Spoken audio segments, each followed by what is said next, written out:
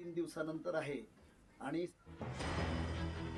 तर काश्मीरमध्ये अडकलेले पर्यटक देखील आपल्यासोबत जोडलेले आहेतच। मी पुन्हा एकदा अ, कल्याणकर यांच्याकडे जातोय। कल्याणकरजी, आता तुम्ही त्या ठिकाणी अडकलेले आहात, तुम्ही पर्यटनासाठी गेले होते। पैशांची देखील गरज असते, अशा वेळेस तुमचे व्यवहार हे व्यवस्थित होत आहेत का? स्थानिकांच्या मदतीने तुम्हाला काही सहकार्य केलं जातंय का?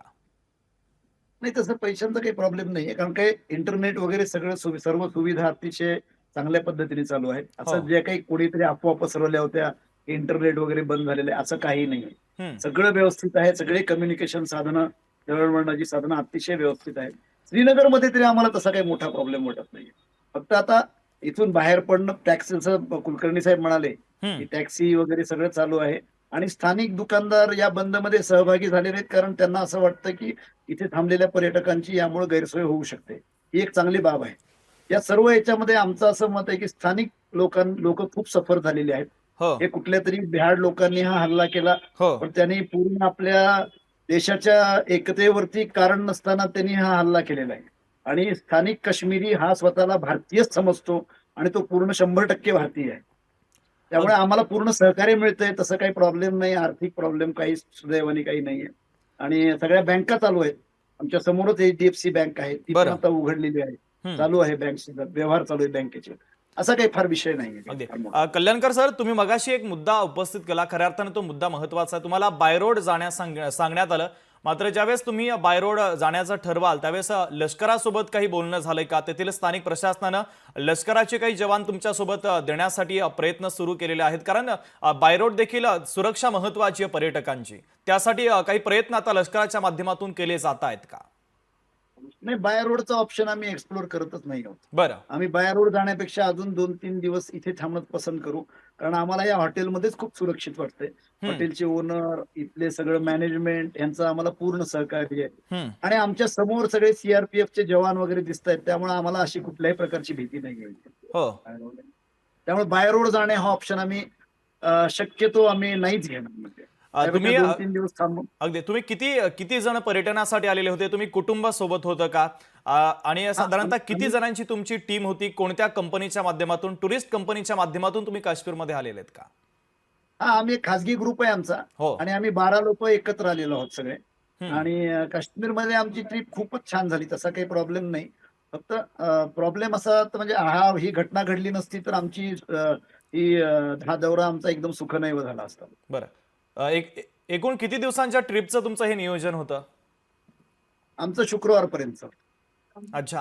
आणि 9 ज्यावेळेस दिवसाचं, 9 हल्ला झाला दिवसांचं. त्यावेळेस मनामध्ये पहिली भावना तुमची काय होती? ज्यावेळेस हल्ल्याची बातमी कानावर पडली त्यावेळेस? भावना म्हणजे नाही, असं खरं म्हणजे ज्या लोकांवर हा हल्ला झाला त्यामुळे आमच्या संवेदना त्यांच्याबद्दल आहेतच. कारण 2 दिवसापूर्वीच आम्ही त्या जागी होतो. हं. पण तिथे आमच्या बाबतीत पण असं घडू शकलं असतं. त्यामुळे खूप भीतीचा एक शहारा आमच्या अंगावर येऊन गेला.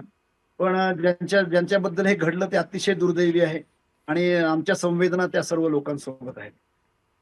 अगदी आता तुम्ही महाराष्ट्रामध्ये परत येणार आहात, याचा आनंद तुमच्या चेहऱ्यावर असेलच, मात्र सगळ्यात महत्त्वाचं आपले काही बांधव आपण त्या ठिकाणी गमावलेले आहेत, त्याबद्दल तुमची नेमकी काय भावना आहे? कारण पर्यटनासाठी महाराष्ट्रातून अनेक पर्यटक सातत्यानं काश्मीरमध्ये जात असतात, मात्र गेल्या अनेक वर्षांपासून असे हल्ले किंबहुना काश्मीरला देखील माहिती नव्हते, अचानक हे सगळं झालं. म्हणजे मूळ मी जसं सारखं मी अगदी कायम म्हणतोय यामध्ये, की हं. इथला जो मूळ काश्मीरी स्थानिक लोक आहेत, ह्यामध्ये कुठेही सहभागी नाही. हं. आणि त्यांना माहिती हे जे काही केलेलं आहे, त्याचा पण ते फार तीव्रपणे निषेध करतायत. हं. म्हणजे त्यामुळे आम्हाला जे काही घडलं त्याबद्दल भीती तर तयार झालेली आहे. पण ॲट द सेम टाईम आपल्या भारतीय लष्कर किंवा इथलं जे प्रशासन आहे, त्यांनी इथे सुरक्षा श्रीनगरमध्ये चांगल्या पद्धतीने आम्हाला दिलेली आहे. हं. त्यामुळे आम्हाला खरं कुठल्या अर्थाने तसा प्रॉब्लेम वाटत नाहीये. आणि अगदी आता महाराष्ट्रात येण्याचं तर नक्कीच हं. महाराष्ट्रात येण्याचं नक्कीच आपल्याला मायभूमीवर पोहोचण्याचा आनंद तर असणारच आहे. पण आम्ही इथे 2-3 दिवस थांबायची पण तयारी आहे. पण शक्यतो जर आमचं फ्लाइट रिशेड्यूल होत असेल, तर हं. आम्हाला खूप छान वाटेल. अगदी आपण जर महाराष्ट्रामध्ये पाहिलं तर या हल्ल्याचा निषेध केला जातोय आणि सरकारनं हल्लेखोरांना प्रत्युत्तर द्यावं, कारवाई करावी अशी मागणी देखील केली जाते। तुमच्या वतीने नेमकी कशी मागणी असेल? असा भ्याड हल्ला आपल्या पर्यटकांवर केला जातोय, भारतीय नागरिकांवर केला जातोय, कशा पद्धतीनं उत्तर सरकारनं या हल्ल्याला दिलं पाहिजे? ज्यांनी हल्ला केलाय त्यांना दिलं पाहिजे? कसं वाटतं मला? नाही, ज्यांनी हल्ला केला ते तर प्यादे होते. हं, पण या प्याद्यांना हलवणारे जे सीमेपार लोक बसलेत ना, हं. तर ती जी विषवल्ली आहे ती समूळ नष्ट करण्याची गरज आहे. बरं. आता आपली मॅच्युरिटी, आमचा पेशन्स वगैरे, म्हणजे संसदेवर हल्ला झाला तेव्हाही पेशन्स दाखवला आपण. मुंबईवरती आपल्या नागरिकांना मारलं गेलं 93 मध्ये, तेव्हाही आपण खूप संयम दाखवला. पण ह्या संयमाला आपला भ्याडपणा समजला जातोय सीमेपार, असं आम्हाला सर्वांना वाटतंय. आणि हं. सीमेपार त्यांना त्यांच्या म्हणजे 3 जनरेशनला धडा शिकवावा, असं उत्तर आपल्या भारतीय सरकारने द्यावं, अशी सर्वांची भूमिका आहे. अगदी. सुरक्षेच्या संदर्भातला पुढचा महत्त्वाचा प्रश्न आहे. आधीची जी सुरक्षा काश्मीरमध्ये होती, आता अर्थातच हल्ल्यानंतर सुरक्षा वाढवण्यात आलेली आहे. तुमच्या हॉटेल्स ज्या परिसरामध्ये आहे, त्या ठिकाणी आधीची सुरक्षा आणि आत्ताची सुरक्षामध्ये काही वाढ करण्यात आलेली आहे का? पर्यटकांची एक आणखीन काळजी घेण्याचा प्रयत्न स्थानिक सुरक्षा दलाच्या वतीनं केला जातोय का? हा, ते तर चालू आहेच. हं, ते सुरक्षा तर वाढवलेलीच आहे आणि ते फार अगदी नैसर्गिक आहे ती सुरक्षा वाढवणं.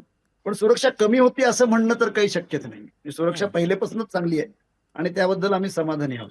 फक्त हा जो एरिया होता, की बरं. जो एरिया म्हणालो की मिनी स्वित्झर्लंड काय ती, किंवा बैसरन घाटी म्हणून जो आहे, हो. तर तिथे मात्र सुरक्षा अजिबातच नव्हती. आणि तिथे मनामध्ये एक अशी एक छोटीशी सुप्त भीती अगदी तरळून गेली, की इथे जर हल्ला झाला तर कशा पद्धतीने लोक बाहेर पडतील इथनं. हं. अतिशय दुर्गम भाग आहे. जाण्यासाठी रस्ता पण नाही.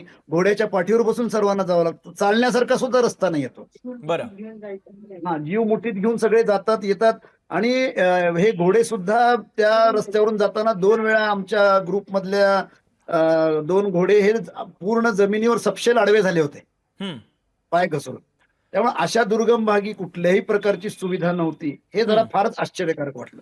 अगदी. इतर ठिकाणी खूप सुविधा, आम्ही सोनमर्गला गेलो. सोनमर्गला सुद्धा खूप छान सुविधा होती. बरं. इतर ठिकाणी आम्ही जिकडे फिरलो, श्रीनगरमध्ये तर काय म्हणजे कडेकोट बंदोबस्त आहे. त्याचा प्रॉब्लेम नाहीये. फक्त ही जी जागा होती, या जागेमध्ये आम्हाला थोडंसं मनात येऊन गेलं, की एवढे पर्यटक इथे येतायत. पण इथे जर काही अतिरेक्यांनी केलं, पण मुळात पण नंतर हा हा विचार आम्ही झटकून लावला. हं. कारण आजपर्यंत ह्या अतिरेक्यांनी पर्यटकांवर कधी हल्ला केलेला नव्हता आजपर्यंत. अगदी. अगदी कल्याणकर सर, तुम्ही ज्या ठिकाणी आहात त्या ठिकाणी सुखरूप राहा. तुमची जी मागणी आहे, तुमच्याशी जो संपर्क महाराष्ट्र सरकारनं करायचा आहे, लोकशाही मराठी तुम्हाला आश्वासित करतंय. हा संपर्क महाराष्ट्र सरकारच्या माध्यमातून तुमच्यापर्यंत केला जाईल. आम्ही देखील राज्याचे मुख्यमंत्री आणि उपमुख्यमंत्र्यांना या संदर्भात विनंती केलेली आहे. तो संपर्क तुमच्याकडे केला जाईल. तुर्तास तुम्ही लोकशाही मराठीसोबत संवाद साधला. तुमच्या मागण्या नक्कीच आम्ही सरकारपर्यंत पोहोचवू. धन्यवाद. लोकशाही मराठी ऐका, पहा, जागरूक रहा.